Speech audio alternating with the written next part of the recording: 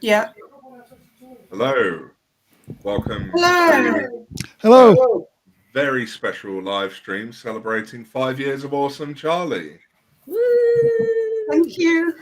I am hosting this evening. I think because this is sharing to my page, most people will know who I am, but if not, it's there. I don't know what direction to point in. It's the one in the corner, David Gray Hammond. And I'm known from such things such as the bookcase that looks like it's going to fall on me at any given moment. Pleasure to have you all here. We'll start with some brief audio descriptions. So I'm David Gray Hammond. I'm a man in his mid-30s, wearing thick rim, kind of purpley grey glasses. I have a shaved head, a beard, an ear tunnel thing that I never know what to call it, a lip piercing, and a blue t-shirt sat next to said rickety bookcase. And in the background, you'll see my pride and joy, which is my Lord of the Rings map. And it's a map of Middle-earth. And actually, just off to one side of that, which you can't quite see, I have a signed autographed picture from John Rhys Davies, who played Gimli, which was very cool. So yeah, Katie, would you like to go next? Yeah, absolutely. So hi, I'm Katie Monday. Some people might know me as Autistic and Living the Dream. I am a large white person sat in my usual grey chair with the usual very old green lady curtains. Size favourites if Si's watching. I have glasses as well. I've got short hair, which I'm desperately trying to hide that is not sweaty and gross, but it is. I'm not any more distinguishable than that, I'm afraid. Charlie, would you like to go next? Hi, my name's Charlie Hart, otherwise known as Ausome Charlie, and that's been the case for 5 years now. I am a 40-something female presenting person who is often told that they look a lot younger than that, and I'll take that. I am cosplaying as myself by wearing the dress that I was wearing when I took the selfie that then became my logo and avatar, which is like a Wednesday Addams style black dress with a white collar, an infinity necklace because I'm autistic, an infinity ring, by Pride bracelet. I'm sitting with a mural behind me. So this was my late son's bedroom. And in order that we could continue to live in this house and that it would be a nice, safe place for us, it's now painted with a nice countryside mural. And because I have ADHD, it's also unfinished and has a rainbow that's been started but not coloured in. Sitting beside me is my 11-year-old daughter, Jess, who's also an autism and LGBT advocate herself. Hi. So she may stay for the whole meeting or she may wander off. She has quite a short attention span as well. She's pleased to meet you all. That's fantastic. Me. And Quinn. Well, hi, I'm Quinn Dexter, otherwise known as Autismatic. Or Gandalf, but don't tell David. I'm the guy behind the Autismatic YouTube channel. I've been making videos about autistic life issues and concerns for the last 4 or 5 years. Charlie's been a friend of mine for a long time. It's meant a lot to me for all of that time, and so I'm really pleased to be here to celebrate her 5 years in advocacy. Oh, I should give you the description as well. Apart from being a balding, bespectacled guy with a big white beard, I'm sat in a quite bare room with a bookshelf behind me and a computer monitor to my side displaying a graphic for the Great Neurotypical Swindle, which was a video I did about a year ago. If I put my head to one side, there's a bronze Dalek, and to the other, there's Darth Vader's helmet behind me on the bookshelf. That's about all there is to see in here. And I will say that I tried really hard not to laugh out loud at lady curtains, because that sounds too much like a euphemism. Green old lady curtains. Right. One of the things I love about Quinn is that we have a shared sense of humour. We had a whole hashtag going about actually autistic humour for a while. We both like to book the stereotype that autistic people don't have a sense of humour. Oh God! Especially when you see how many comedians have, in the last year or two, have discovered their neurodivergence or have been open about it. Yeah. I honestly think that comedy is an area that an awful lot of autistic and otherwise neurodivergent people gravitate towards. But Absolutely. that's a discussion for a different time, because we're going to Yeah. talk about you and what you've done. Okay, I've just adjusted some of the sound settings because people were hearing a reverb. Can everyone hear people okay? I can, yeah. I've just put in my headset in because Bobby said there was an echo, but now Jess can't hear what's going on, so she might slope off. But Okay. yeah, I can't hear an echo now. Can anybody else? No? Yeah. Okay. Yeah. Right. Well, hopefully that sorted it. Oh, hi, Anyway. Trish. My friend Trish, who is one of my oldest Twitter friends as well, and an autism advocate really near to where I live, has just joined. Okay. So, Charlie, I think you wanted to take part in a little nostalgia, did you not? Yes. So after work today, I was having a flick through my really old tweets on my Ausome Charlie Twitter account.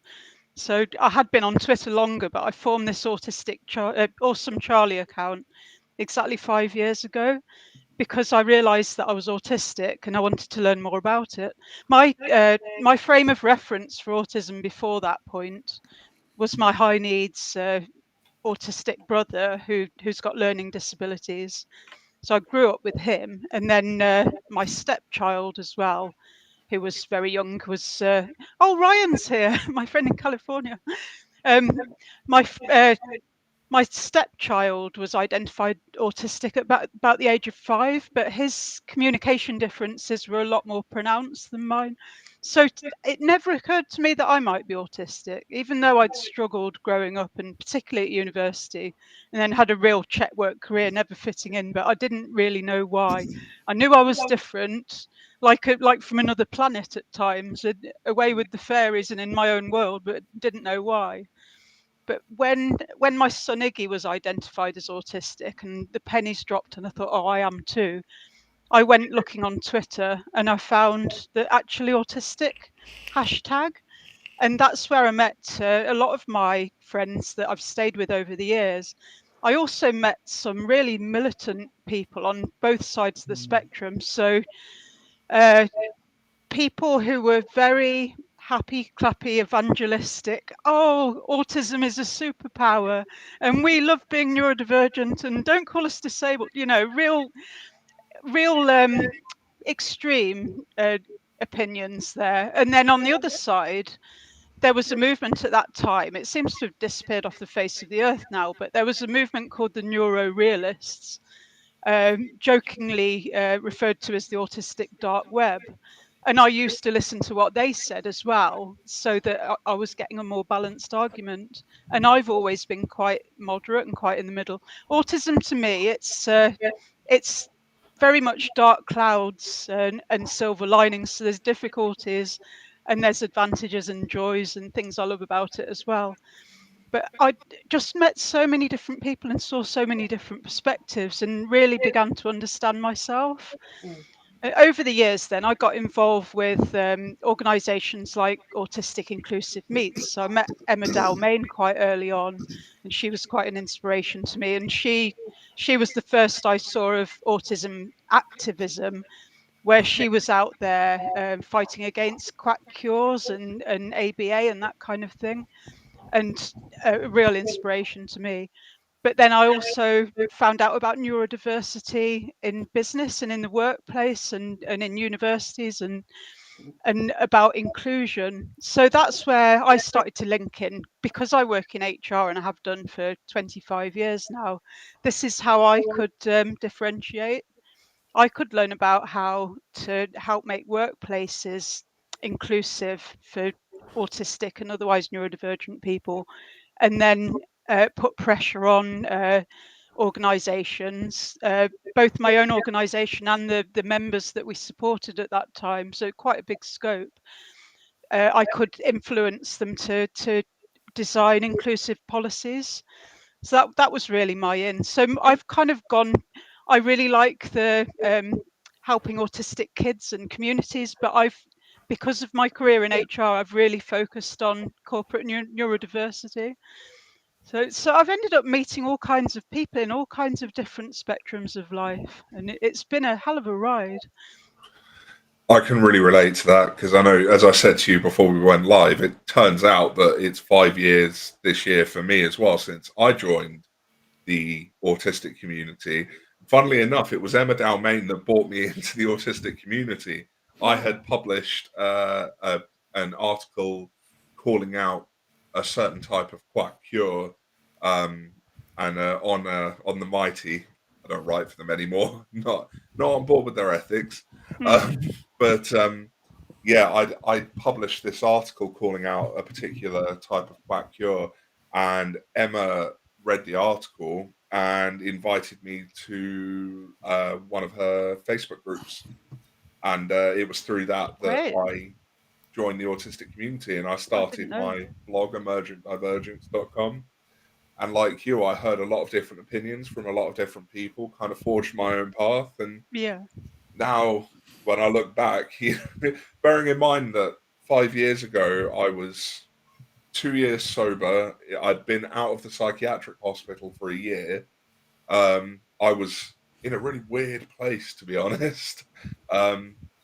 It was kind of mind blowing to discover all these other autistic people, because I had been really full of ableism until I met other autistic people, because unfortunately, diagnostic services don't go, "You're autistic. Here's where you'll find the other autistic people." What they do is they go, "You're autistic. Do with that what you will on your trot." And it's such a problem, I think. Yes. But no, thanks to Emma, I found the autistic community, and as I said to you, I think I was one of your OG followers, because Really? I started following you. You must have had quite a meteoric rise through the neurodiversity echelons, I think, because I think I became more aware of you a little bit further down the line. It can't have been much longer later than that. But you were already an editor at Neuroclastic, or the Aspergian. I was at the time, yeah, and then I went on to be their chief operating officer for a bit. You've got a really prolific Facebook page. Yeah. And what I was particularly interested in was your writings about addiction and the interaction between neurodivergence and addiction, and also psychosis. That was all really interesting to me. I have definitely got an addictive personality, and have been really prone to self-medicate and over the years. So at the time, I was, shall we say, an alcohol enthusiast, and I was trying to nip that in the bud due to family history, among other things, and for health reasons. So your writing has always been really hitting a lot of things home for me. And even now, I read new things all the time that you post, and I read about meerkatting the other day. You and, was it Dr. Tanya? Well, not Dr. Tanya. She's doing her MRes at the moment. Oh, right. But Tanya came up with the concept of meerkatting, and we've been writing about that and atypical burnout and the burnout to psychosis cycle, particularly amongst the ADHD community, because we sort of, in our professional work, we both work with, we're both autism professionals. It's a really clunky way of putting it, but we have found that when you see autistic and ADHD people, like that intersection, there seems to be this very particular form of burnout you see, and we've been talking about it for a long time, and we decided it was time to start getting that information out there, and it seems to have gone down pretty well. We were really helps. Take it, but lots of people got this. It really helps me make sense of some of my own behaviours. So I've been through phases, usually when the pressures of work and family life are colliding. So say I'm under pressure at work, but my kids are struggling as well at the same time, and I've got a need for control, so I'm trying to manage all these things and make sure everyone's okay, and I will burn out then. But also I have CPTSD, which for anyone that's not sure what that is, it's a trauma response that's caused by a series of different traumas rather than one big bomb, kind of like shell shock. It's accumulation over time, and not many autistic and ADHD adults will get to this stage in their life without going through a lot of trauma.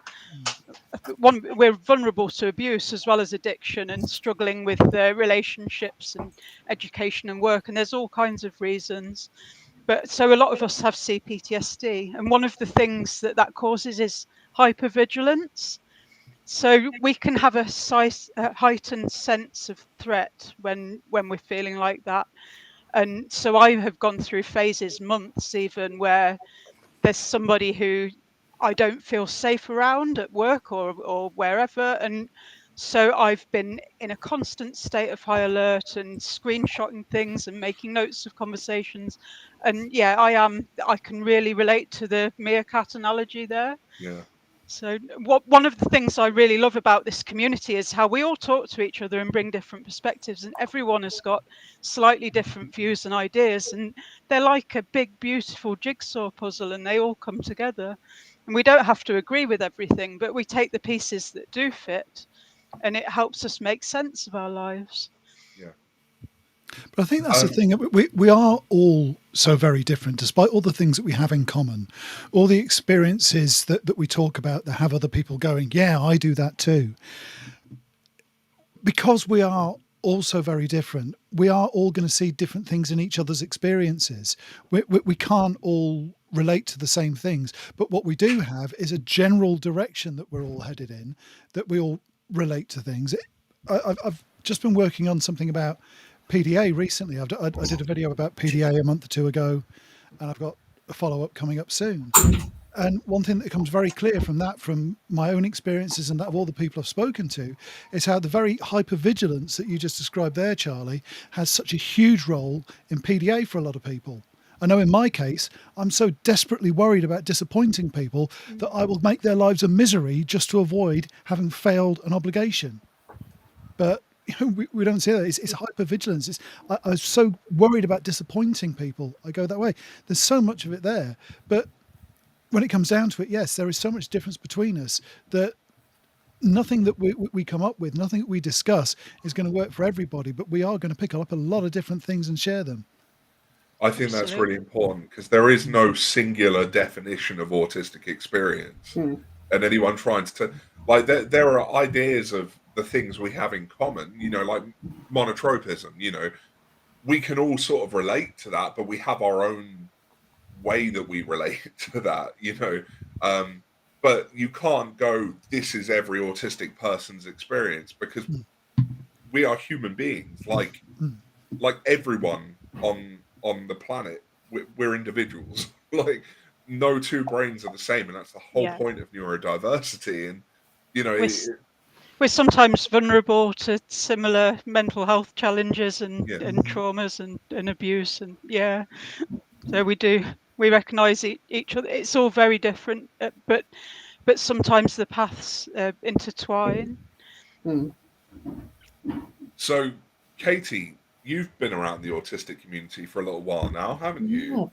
Yeah, a little while. It's funny because you both said about Emma. And Charlie and I actually didn't meet through Emma. No. We met in her comments, didn't we? Very possibly, or a Facebook I'm group. pretty sure we did. I was seeing this person, Katie Monday, making a lot of comments that I agreed with and that I thought were very insightful.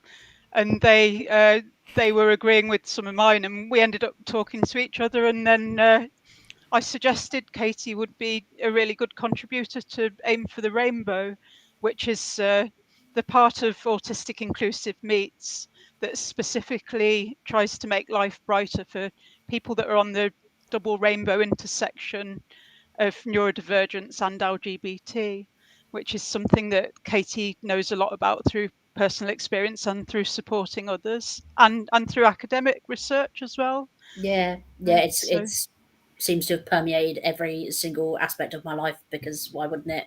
Yeah, Yeah. I think I always refer to Aim for the Rainbow as the queer corner of Yes. Autistic Inclusive Meets. So I think that's where we met each other. I can't, was it 3 years ago? 4 years ago? Something like that. Yeah, I feel like I've known you a really long time, but yeah, it's not been the full 5 years that I've been around with this social media personality, but certainly most of it.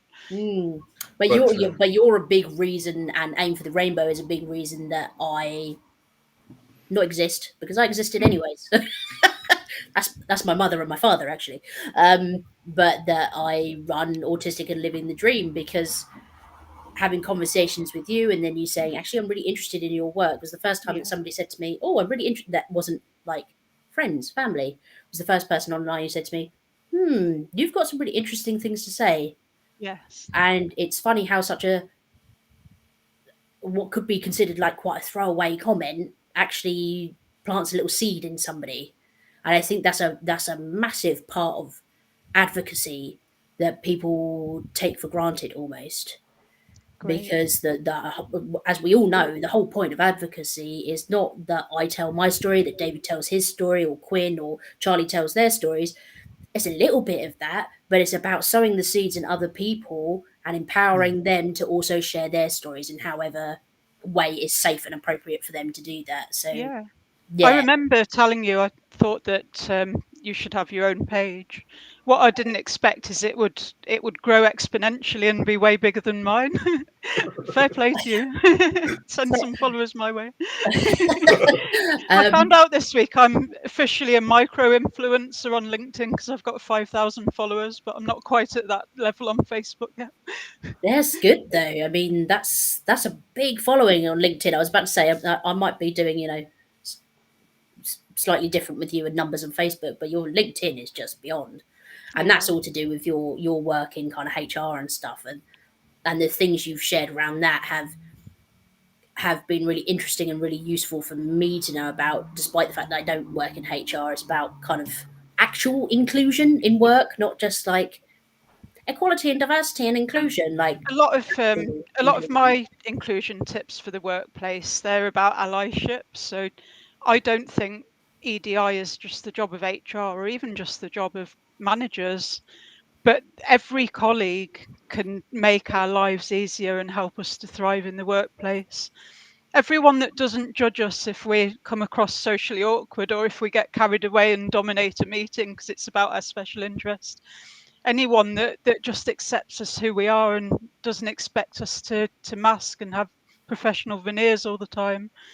Anyone that doesn't mind where we work and whether we work in fits and starts rather than just solidly 9 to 5. Allyship is for everybody, and then we can all work together and everyone can thrive. Absolutely. And if anyone in the comments can throw the link to Aim for the Rainbow in there, I will pop it up on screen so people can visit it and check it out. Because I've written for Aim for the Rainbow, maybe once or twice, definitely. And I have to say, Katie, I think I've known you. We met with the Spectrum 10K stuff, didn't we? Yes. Because you joined you joined our boycott campaign. Yes. And we discovered we had a mutual adoration of Nick Walker's work and her neuroqueer theory. Oh, she's awesome. We started co-writing the neuroqueer series, and now we've just started a new one on autistic parenthood. Because we both you and I very both young become children. parents in that time as well. Yeah. So that will be good. Oh, hang on, Aim for the Rainbow is here. So well done, do Ryan. make sure Thanks, you go Ryan. and check that out. Because Ryan's one of my oldest Twitter friends as well, and one of my youngest Twitter friends. Can I ask a question, Charlie? Is Ryan the person who kind of helps sometimes, lends a bit of a helping hand financially, maybe every so often? No, that's Aaron. No, Ryan and I chat a lot in DM, and we've sent each other Christmas cards, and he sent me a Christmas mug one year with the what did it say on it? I am a what? Has he commented in the chat? No. it was a pun about Excel anyway. I still have it. So yeah. So, yeah, and Quinn, I've seen you about over some time now, but as I said before we went live, this is the first time our paths have properly crossed, isn't it? Like, I think it probably is. I've got a funny feeling we might have been on a panel sometime a few years ago, but we might have been. I've done a lot of live streams over the last 5 years, whereas I haven't. It's not something I do a great deal of.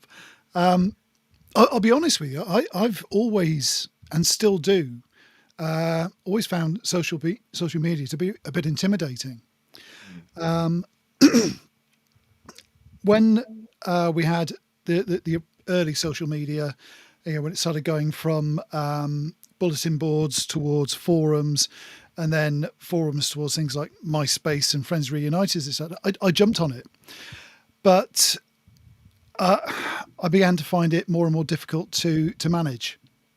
I left it alone for quite some time, and it was only when I started the channel up that I decided to come back and give it a go. For me, I used to find Twitter the most easy to use and most intuitive social media there was. It's not quite such a friendly place anymore, unfortunately. Unfortunately, I think that it's a bit of a magnet for people who get dopamine from picking arguments with strangers, so it can feel a bit unsafe at times. Pass it here. Si's just brought me the mug that Ryan sent me. It says, "I am an awesome data analyst." He sent me that from California. It was much appreciated. I sent him a Mr. Hanky the Christmas poo card, which arrived about 2 months late. So yeah, I have to agree with you on Twitter. I remember because Twitter I joined quite early, and one of the first things I've noticed one of the first things I noticed was, like you said, it's intuitive to use. Like it's not quite like I've got about 10,000 followers on Facebook, just under. And the problem I have is if something blows up on Facebook, the way the comments work and stuff, it gets really overwhelming really quickly. Twitter was easier to understand, but in especially I'd say the last 2-3 years, there has been an increase in people who seem to be there for no other reason than to cause trouble. Yeah, they're treating it as sport. And obviously, what with the takeover and the changes in moderation, it's made it a very difficult place. Myself, I had a family tragedy of my own about a year ago, and life has been a bit hectic in between, but trying to get back into social media has been very difficult because of that, because there is so much open hostility around these days. And as an autist who's both alexithemic, so I don't necessarily recognize my own emotions in the moment, but is also hyper empathic and knows what everybody else is feeling all the time, it can sometimes be a very toxic combination. All you feel is everybody else's hatred and anger and don't know how to deal with it yourself. So I've been quite quiet for about the last year or so. However, I am back here today. This is the first time I've done anything like this for a while. We're so happy to have you. Thank you. It's nice to be here. I've got a whole bunch of new content written and ready to film. So I'm hoping that in the next few weeks, you'll see an awful lot more of me. fantastic. Yay. I'll just answer a question from the chat. I'll just flick through. Bobby Ellman, who is one of the directors at Autism Inclusive Meets and also a contributor to Aim for the Rainbow as well. Sorry, I'm stammering now. She's asked what we all think about social model of disability versus medical model.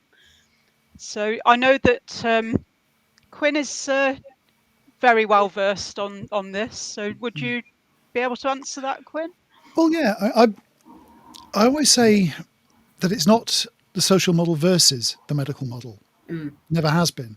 The social model is something which modifies and enhances the medical model that we had before. Yes, it's true that a lot of people are ill because they have medical problems which you can do nothing about. But those problems are made worse by social stigma and by lack of accommodation. Some disabilities are caused entirely by social stigma and lack of accommodation. So the social model brings us round to recognising that there is a social element to disability that must be dealt with. Unfortunately, a lot of people do see it as a versus, though.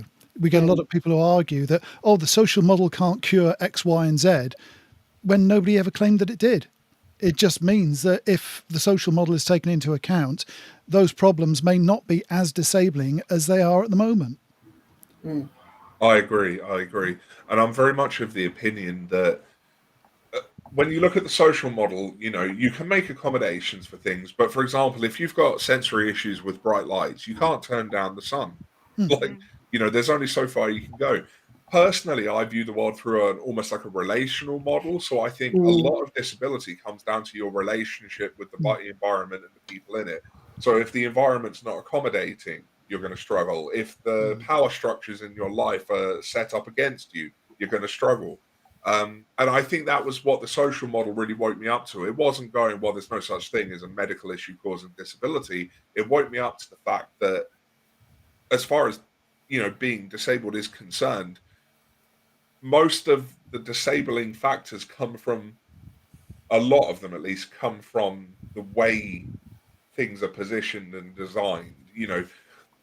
What we class as disabled, there's a wider conversation to be had probably, but disability largely comes about, in my opinion, because we're looking at, can this person work? No, well then they're disabled.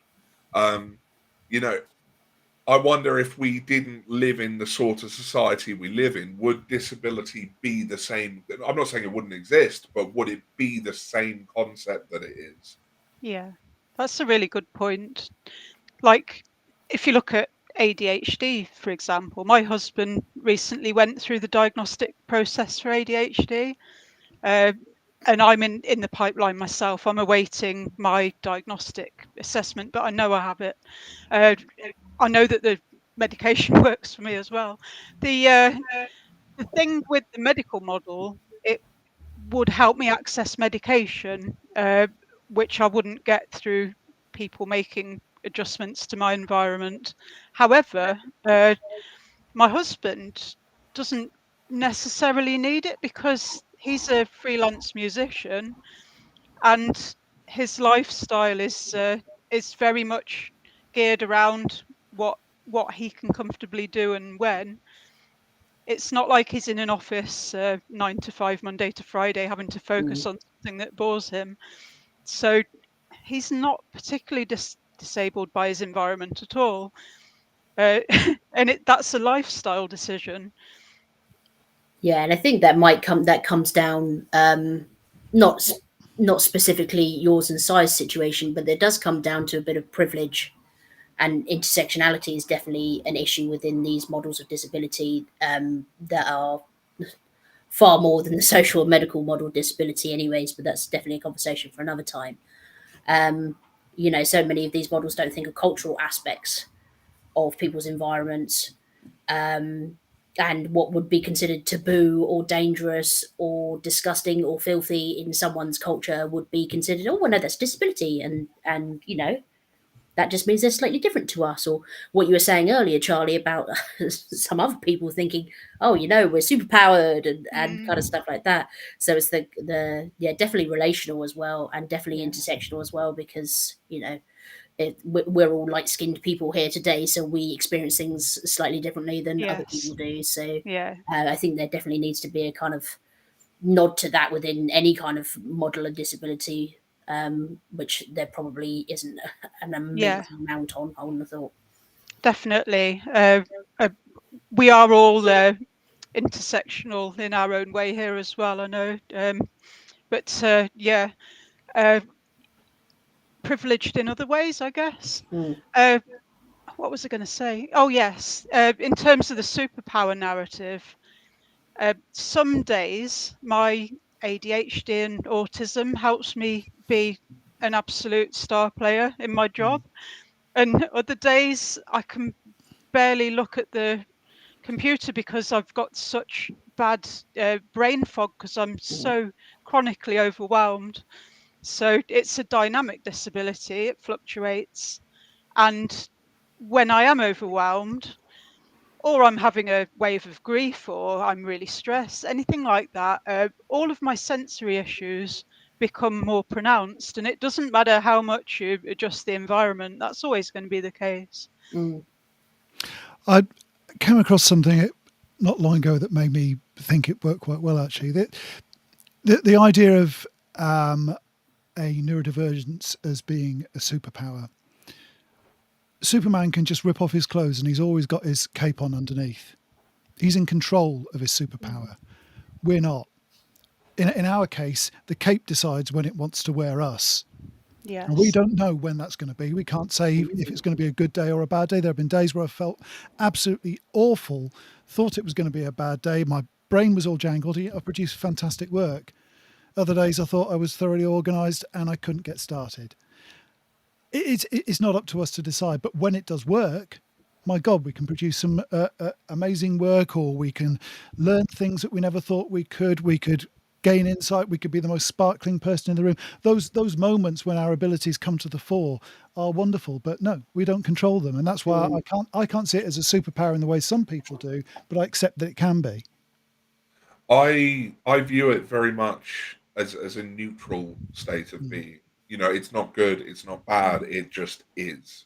Like, I'm neurodivergent. I'm going to have good days, I'm going to have bad days, and they're all going to be related in some way to my neurodivergence. And certainly, yeah, there are days where people are going, wow, the stuff you've done is amazing. There's also days when people are going, David, you haven't showered in a week and you have failed to operate a washing machine without causing a small house fire.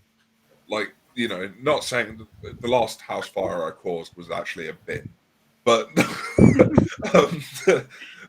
and it was an accident. Yeah, the last one. It was actually only 2 days ago. Don't worry, the fire brigade were very understanding. There's a question in the chat I'd like to address, if I may. Yeah. Moats Place the Page is asking, Charlie, what has changed the most for you in understanding your own identity in the last 5 years?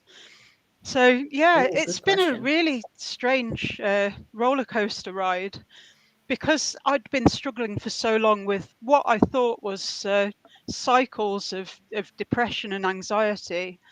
I'd even gone to my doctor and said, I want to be assessed for bipolar disorder, because I have these cycles of depression. I've done everything I can to treat it. I always end up, it usually starts with a period where I'm really stressed at work and things are going on at home as well. I always end up needing time off with depression. You guys always try and give me antidepressants, but I want to get to the heart of the matter, because I bounce back strong and I'm hyper productive. But then the next time there's a project with conflicting demands or a clash of work and home pressures, it just happens again, and I'm back, kicked down that hole again, depressed again, and I feel mad. I think there's something wrong with me. I really don't feel like this isn't normal, and it can't be just treated with medication. And basically what I was experiencing was cycles of burnout and rest, and then bouncing back, so I'm pretty resilient. So after autism diagnosis, I thought I could identify the triggers that cause that burnout, and that I could then avoid burnout and depression. So I went through a phase where I was on top of the world. I got a new spring in my step. I thought that I could manage my mental health perfectly, that I could advocate for myself and my needs at work, and everything would be fine, and that my life would be happy, and I'd be completely fine and dandy from there on in. I got into autism advocacy and started doing presentations at work, which I really got a buzz out of, and got loads of good feedback, which really gave me a dopamine boost. But then my eldest son really struggled. He started high school. He had a few problems with friendship groups in middle school, but when he started high school, he started with really severe anxiety. so around that time that I was starting to get into neurodiversity presentations, he was having a really tough time. Not really talking about it though. He and I would go on long country walks, and I thought he was basically okay. Didn't even take time off school. He even said he liked school. He kept going, planning for the future. He was training for a D&E expedition. He'd got his work experience lined up, looking forward to the next Marvel Avengers film coming out. And big trigger warning here. We thought he was okay, and actually he wasn't. So a trigger warning for suicide and child death. The same week that I was being happy flappy Pollyanna neurodiversity advocate, talking about how my autism benefits me in the workplace and how employers should employ more autistic people. At the end of that week, my son couldn't take it anymore, and he found the way out. And that changed me completely. Had a lot of support from my online friends as well as my in real life friends and family and colleagues. And I'm still going. I put one foot in front of the other, and I've got a sense of purpose now to try and advocate for young people on the double rainbow, because he was LGBT as well as autistic. But it did change me, because it made me understand that not everybody can look on their autism as being a positive thing and embrace it in that way. To some people, it brings challenges that they feel are insurmountable. And for Iggy, it wouldn't have been insurmountable. I would have loved to have seen if he could have hung on in there and got through and reached adulthood. I think he would have found a way to live that suited him, and that he would have been living the life of Riley. But instead of being 19 and driving a car and having a job and all the things he wanted to do, he's no longer here because I guess the world was hostile to him and he couldn't cope with it. So I'm sorry if that really upsets anyone, but that's the biggest thing that's changed my outlook. And it's one of the reasons that I'm now quite cynical and jaded with particularly some neurodiversity inclusion in schools and in the workplace initiatives, because I don't want autistic people to be assimilated. I want us to be integrated as ourselves and supported with the scaffolding that we need. And it isn't enough just to say we are including you. We've got to accept you and support you as well. And we're just so far off that. On the other side of the coin, though, I have seen positive impacts from the work that me and some of my friends and fellow autism advocates do. So the number of friends who've contacted me to say, I've read your content and the things you've shared, I realise I'm autistic or ADHD or whatever. I've been for a diagnosis, and yes, it's true. And now I understand myself and it helps. But these are older people generally, and it's still really tough for high school kids. It is. And I don't have the answers, but I do know what it's like to work in a workplace that's supposedly inclusive, that ticks all the boxes for inclusion, but isn't quite there in making it a psychologically safe place to work for people with differences. So yeah, I'm sitting here with stuff that makes me bouncy and happy about neurodiversity advocacy, and a real heavy dollop of cynicism. So I think that answers your question. I've rambled on a bit, but yeah, no, quite a roller coaster. Thank you for sharing that with us. I think honestly though, Iggy and young people like him are why we're all here. Yeah. Because all of us are adults. I mean, my story is a little bit different from a lot of the people I speak to in this arena, because I was diagnosed when I was a teenager. Not that that did me any good in the climate that we had, but even though I had a diagnosis, like everybody else, I was stuck in a world that didn't know what to do with it. Now, we all would hope that the world would get better and there'd be more understanding.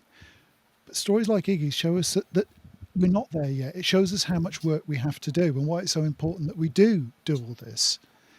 Whether we're doing it as a professional, we're doing it out of the goodness of our hearts, or a bit of both, like a lot of us do.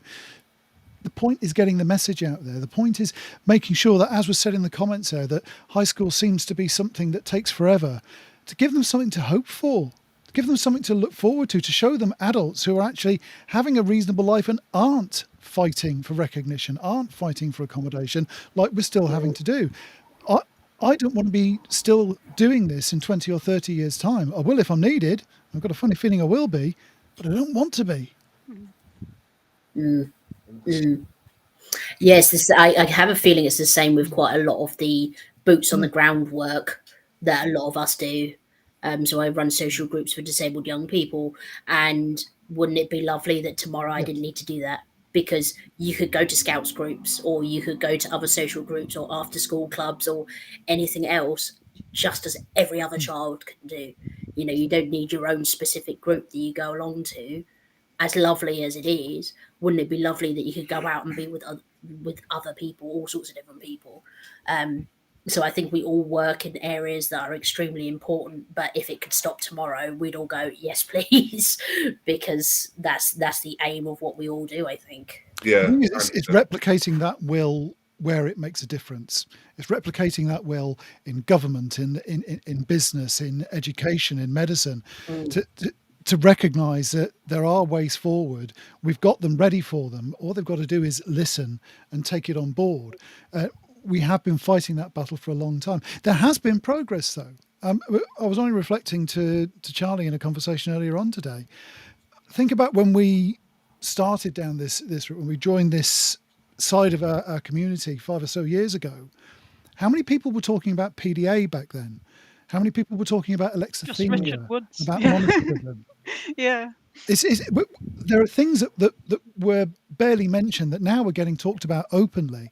We are getting better understanding within the community, but it's getting that outside there. And that's been the difficult thing. It's taking that leap from community understanding to formal recognition.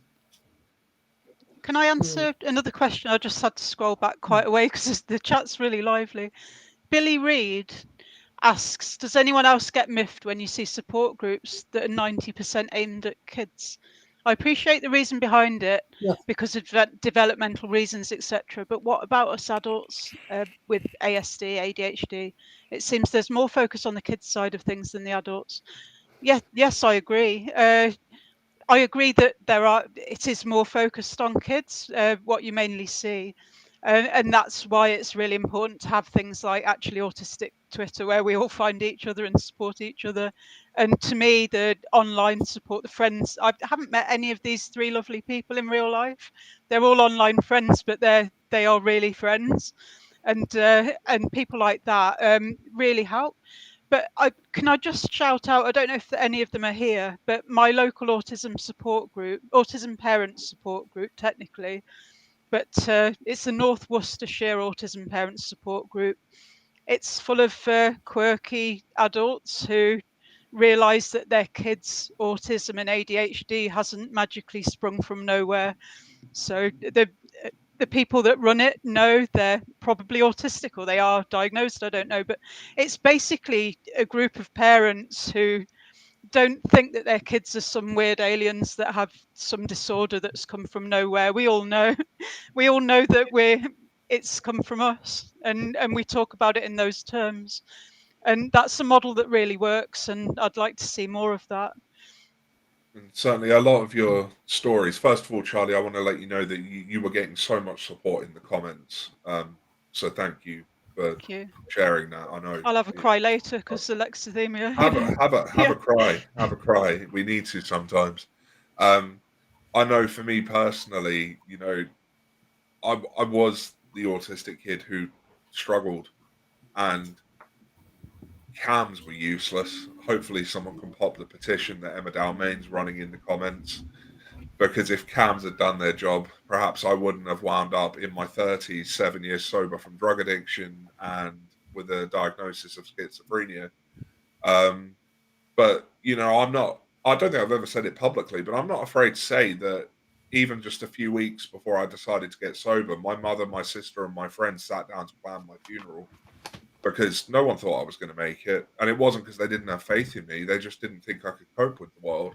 And it took everything I had to drag myself out of that place. And I don't really, people always go, well, what changed? What made you want to get sober? Something just changed. I didn't do anything per se. I just decided I wanted to live. And not everyone gets that moment. And that's why I do the work I do, because I know that actually, perhaps if someone like me had come along and said, like, yo, this isn't your fault, like, I might have had that moment sooner, or someone else who's not getting that moment might have that moment.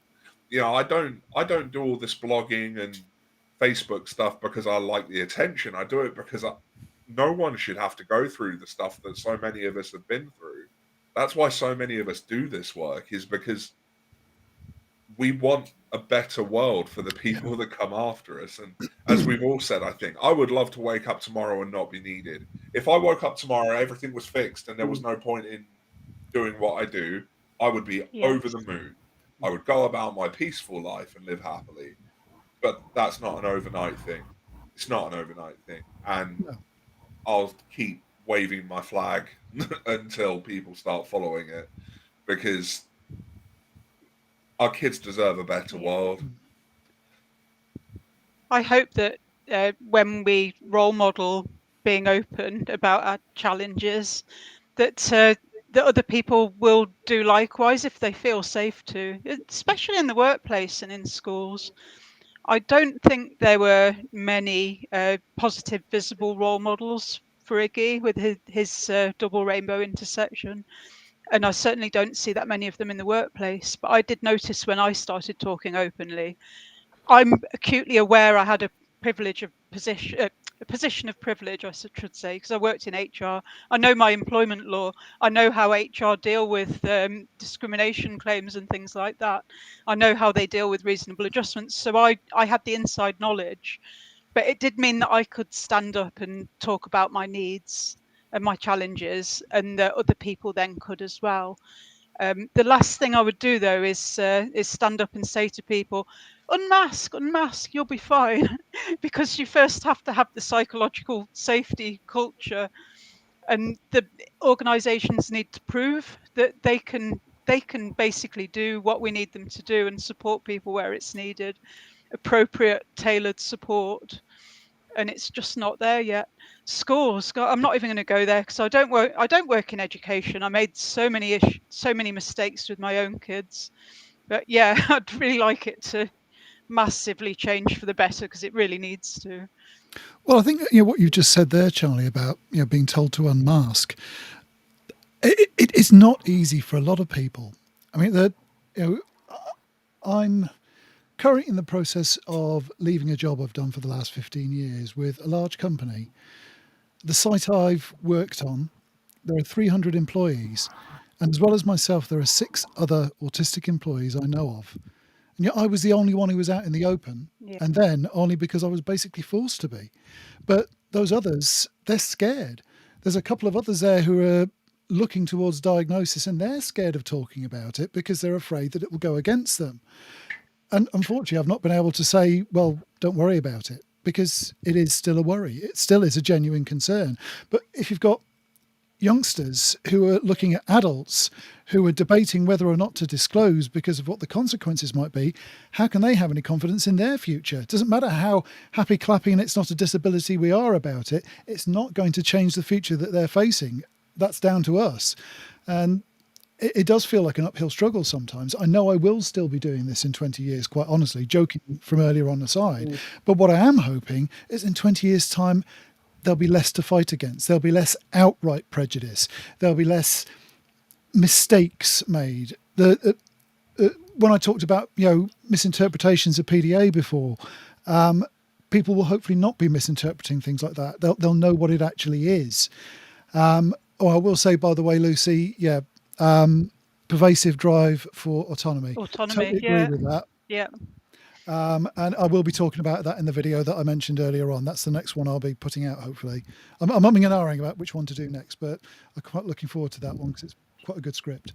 But yeah, there's somebody sat here who's not diagnosed ADHD, but is pretty sure he is, and has completely lost the thread. So I'm going to shut up.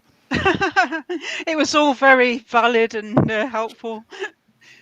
Yeah. No, I do that an awful lot of talking about something, getting distracted, and then can't remember what I started. I think I with. deliberately publicised this as a non-linear ADHD style We're living up to it. stream of consciousness. I'm very, Yeah, like the weird Pride Day one was. yeah, I'm very much of the opinion that I don't really. This is potentially an unpopular opinion. I don't believe in unmasking because for me, any identity is essentially a mask. You know, so you can do it differently. You can put on a mask that's more comfortable to you. But identity itself, once you associate yourself with a particular identity, it just becomes another mask. So, you know, I can be more autistic, but I can't prove to you that that's more authentic. Like, it's just more comfortable. The term unmasking means different things to different people, though. Yeah. I mean, what does it mean to you, David? When somebody says unmasking, what do you have in mind as what they're doing? I guess for me, if I'm talking about unmasking, I'm talking about a projection of myself that simultaneously keeps me as safe as possible whilst being as comfortable for myself as possible. Because the thing is, you can't just go out, especially depending on the intersections you exist upon, going out there and being super authentically autistic, it can get you killed. Yeah. You know, people do not take well to people who are authentically disabled. Like, you know, it's not safe. Yeah. And when we ask people to unmask, sometimes what we're asking them to do is put themselves in a potentially dangerous situation. Exactly, and we shouldn't be doing that. But it depends on the individual what they do. But to me, I would regard that in the last few years, I've unmasked a great deal in my life.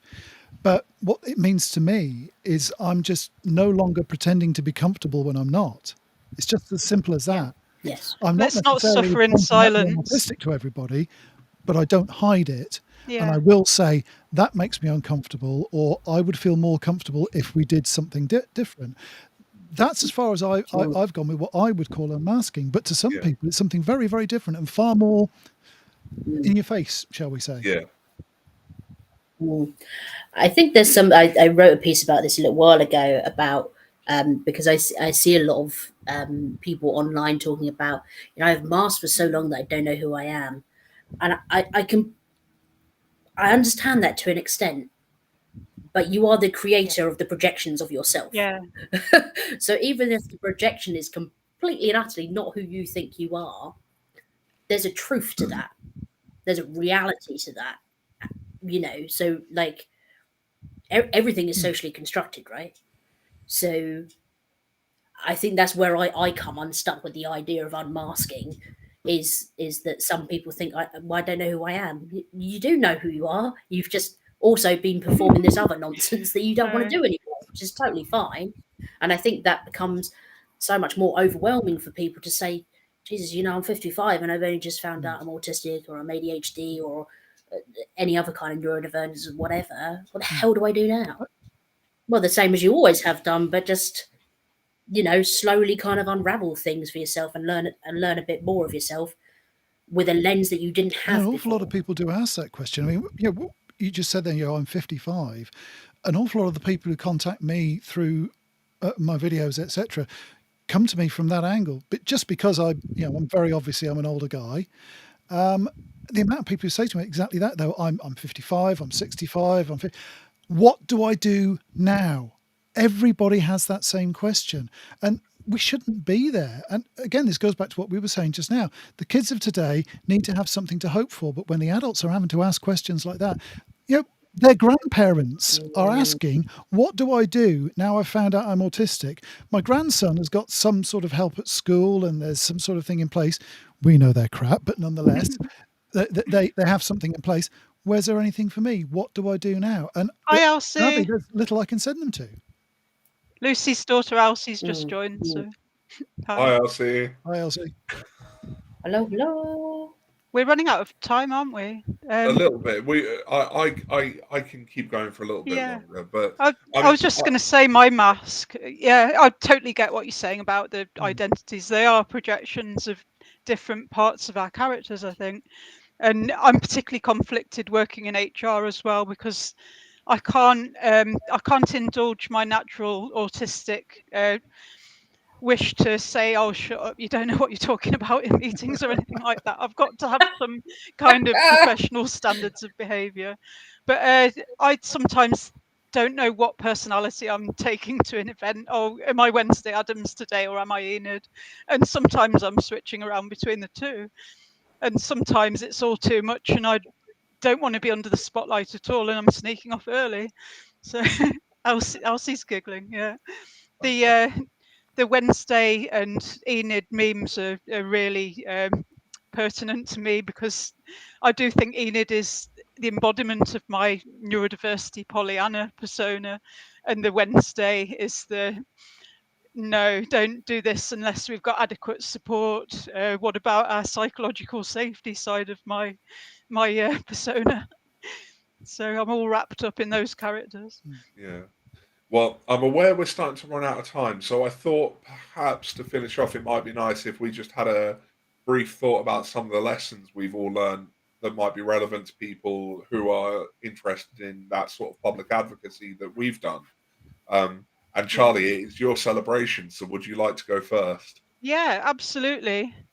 The biggest thing to learn is don't feed the trolls.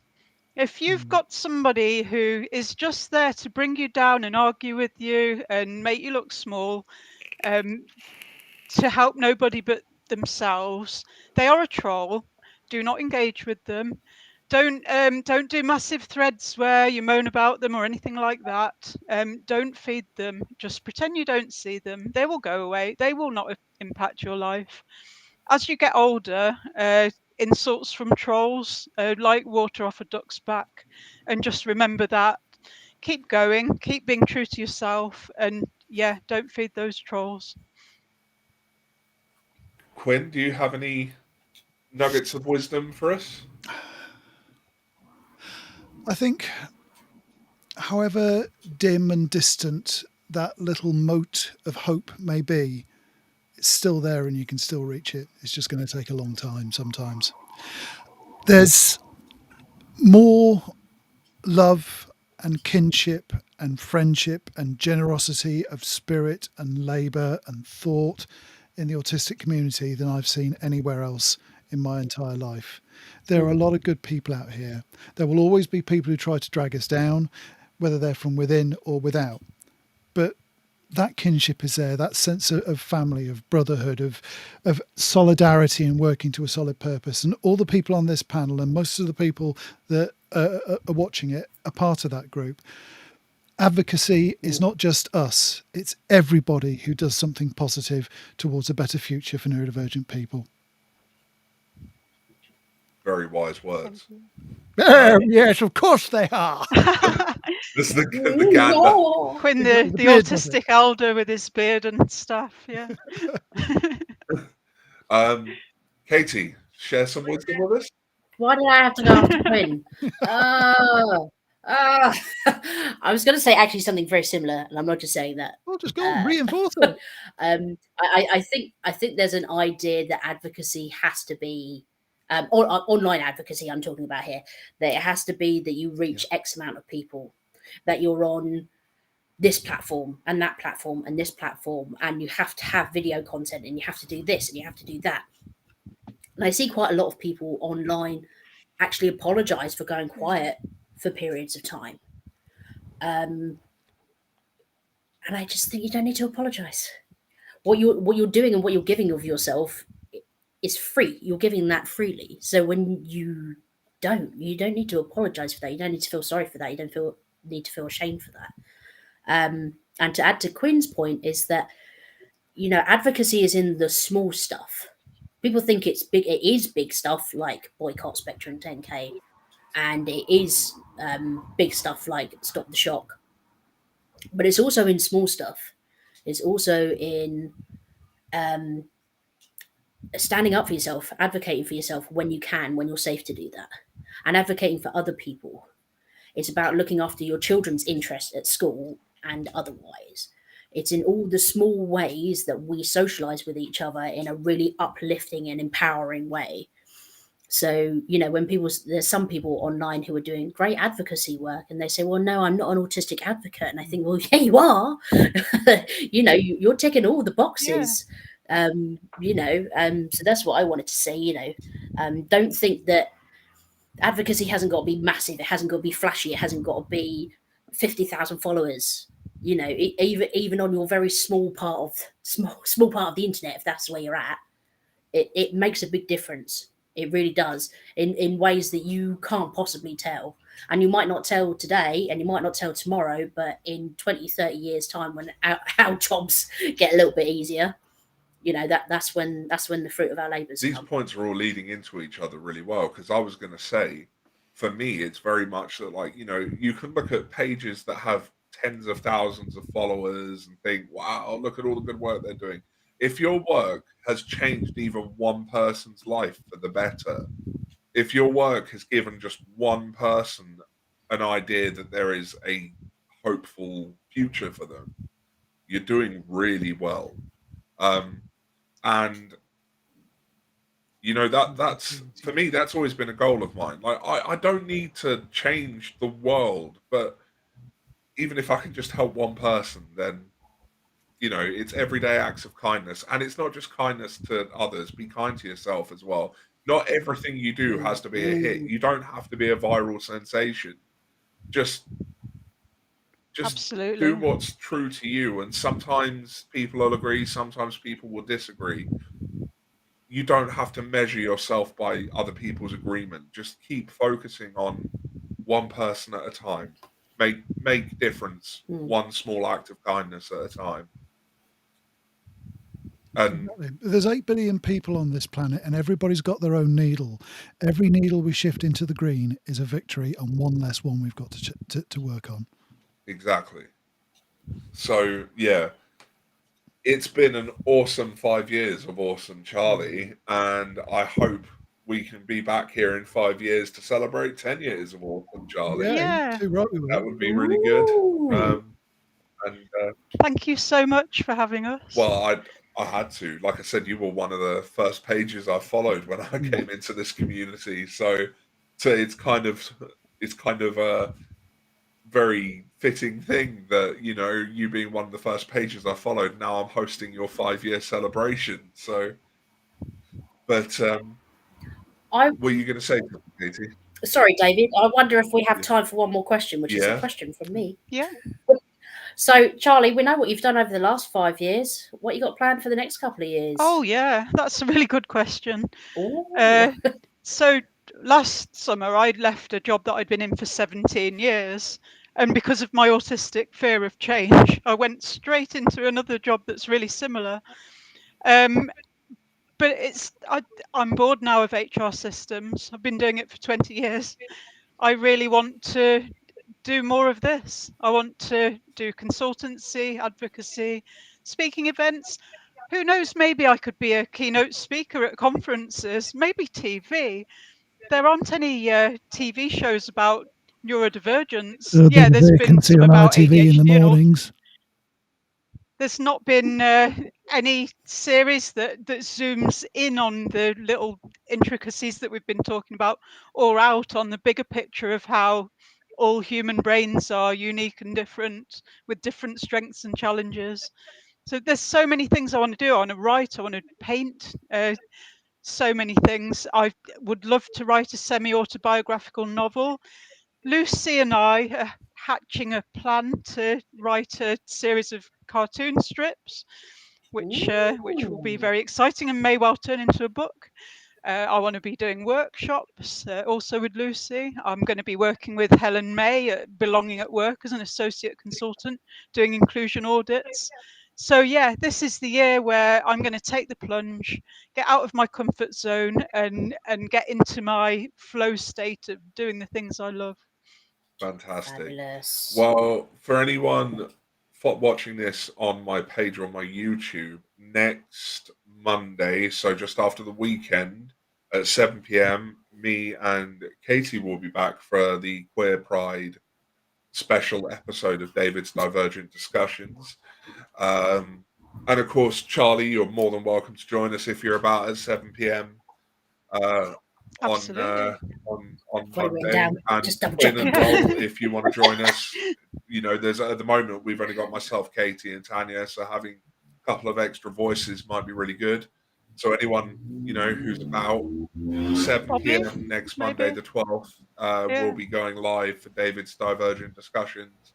And that will also be going out as a podcast episode on Spotify, as well as, you know, its usual places on Facebook and YouTube. So it's been really great doing this. I've really enjoyed this live stream. Thank you to all three of you for coming on and joining in. And like I said, Charlie, here's to the next 5 years. So keep doing what you're doing.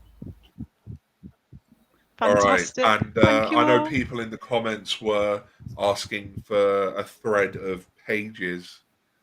So please feel free in the comments, even when we stop being live, to just chuck in all the page links to follow, because, you know, it's good for us to all discover different voices and hear all those different experiences. Because as Quinn has pointed out, we're all different. There is no one size fits all description of our experiences. So follow as many pages as you can. All right. Take care, everyone. It's been a pleasure. Thank you. And I will catch you all on Monday.